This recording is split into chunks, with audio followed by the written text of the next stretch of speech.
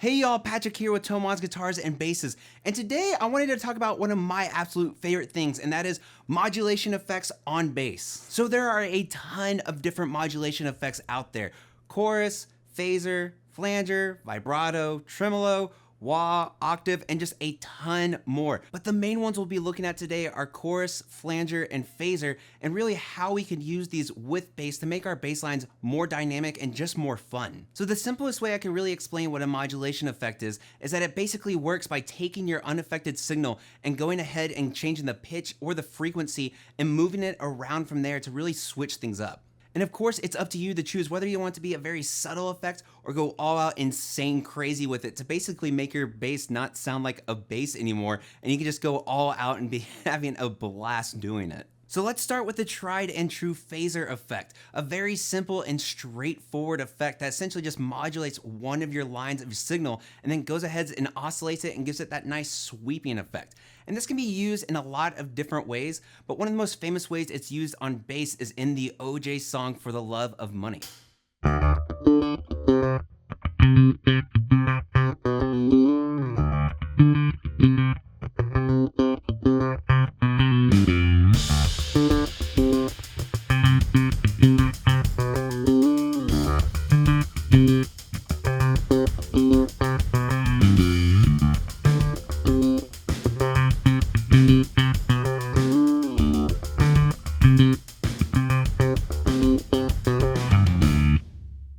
That sweeping effect is so much fun to me, and I love having it at a more subtle rate to where it's just something that adds just a little bit of dynamics to your bass line overall.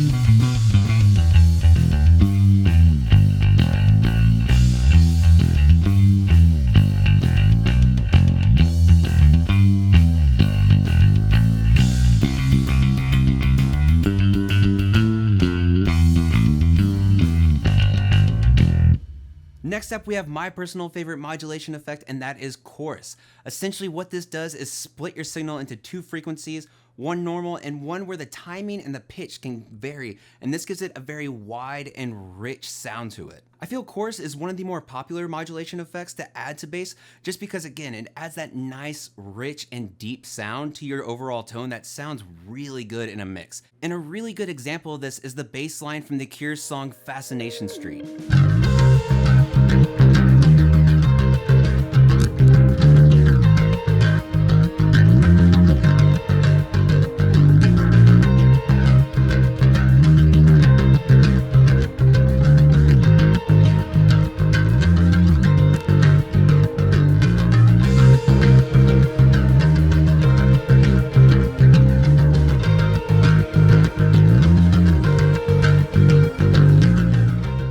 With chorus pedals, I love being able to choose how rich, how deep, and how wide that chorus effect really goes, because again, whether it's more subtle or really in your face, it can make a humongous difference and just add again a lot of dynamics to your sound.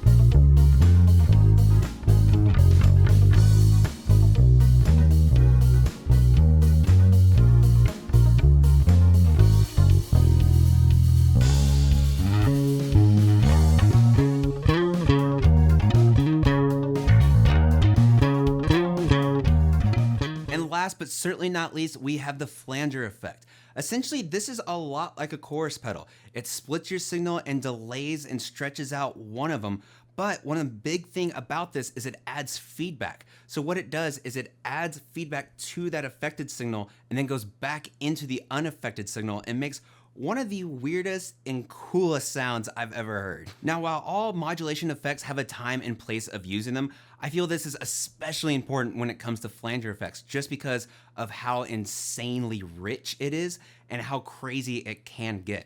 but a really good example of it being used is the bassline in Tools 46 and 2.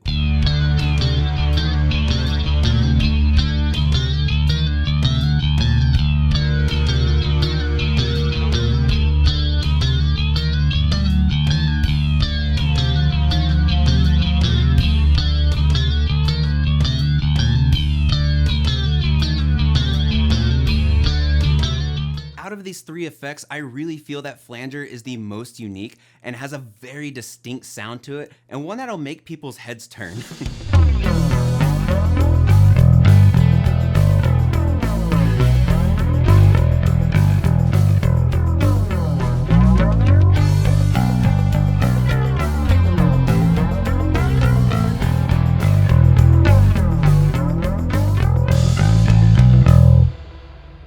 And that's it for our quick look into modulation effects for bass.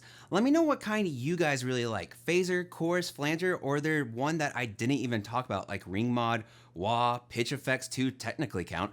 But there's so many options out there, especially say if you want to combine them too and just again go all crazy with it. There's so much fun and adds so much dynamics to your bass lines overall. So it's something where you can just go ahead and add it in and just try and experiment with it and just have fun along the way. Thank y'all so much for joining me in today's talk about modulation on bass. Again, there's so much fun and creativity on hand. It's an absolute blast. Let us know what we should check out in future videos. And of course, thank y'all again for watching, and we'll see y'all next time.